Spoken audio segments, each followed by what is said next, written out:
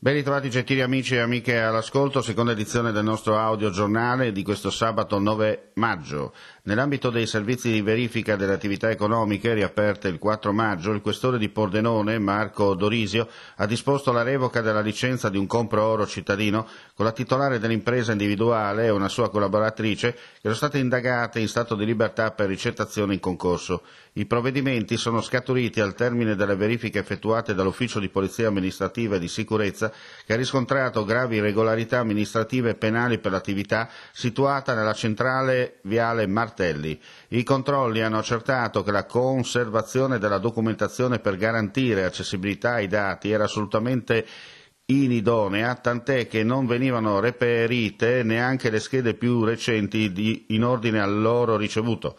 Nella cassaforte c'erano inoltre 8 sacchetti in nylon contenenti catenine, collane, braccialetti, spille e ciondoli, tutti monili non registrati e in alcun modo riconducibili ai proprietari, riferiti essere bigiotteria. In una successiva perquisizione della squadra mobile, in una controsoffitta, sono stati rinvenuti altri monili in oro ricevuti nella seconda metà del mese di marzo e quindi già durante il periodo di chiusura per il coronavirus da un uomo pordenonese pregiudicato per reati contro il patrimonio. Sono 3.291 le persone controllate nella giornata di venerdì dalle forze dell'ordine in Friuli Venezia Giulia, delle quali 69 sono state sanzionate, 21 invece le persone che sono state denunciate, ma tutte per altri reati. I controlli, come sempre, hanno riguardato anche 1.506 attività ed esercizi commerciali, uno dei quali è stato sanzionato.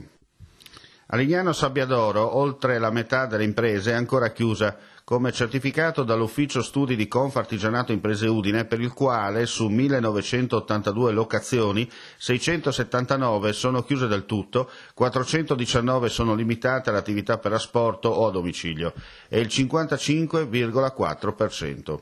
Il tempo a disposizione è finito, sostengono i vertici provinciali e mandamentali di Confcommercio e Confartigianato Udine, per l'occasione alleati, chiedendo alle istituzioni indicazioni chiare e precise che permettano alle imprese di ripartire.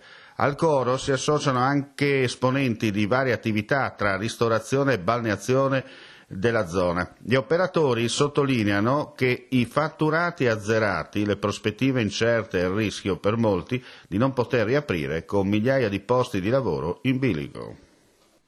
Sarà il Consorzio di Bonifica Pianura Friulana a progettare e realizzare gli interventi di manutenzione volti alla mitigazione del rischio idraulico nel comune di Latisana.